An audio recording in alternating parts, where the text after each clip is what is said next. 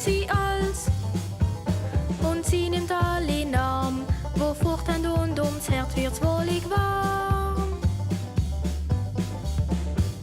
Ein Giraffe und Feuerwerk hat es gut oder nicht so sehr, und was macht sie dann im Flammenmeer?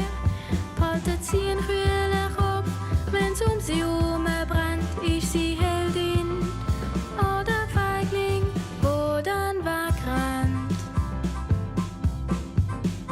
Aber weg dem langen Hals, geht dann eben nicht immer alles. Kannst fast drauf wetten, musst sie gar noch selber retten. Ein Giraffe und Feuerwerk, geht das gut oder nicht so sehr? Und was macht sie da im Flammenmeer? Haltet sie einen kühlen Kopf, wenn's um sie herum brennt, ist sie Heldin oder Feigling, wo dann wegrennt.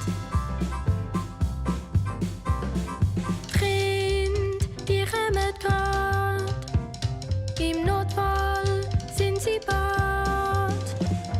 Ein Giraffe bei der Feuerwehr, das ist sonderbar, schnell mal im Stress. Ein Sorgenkind sogar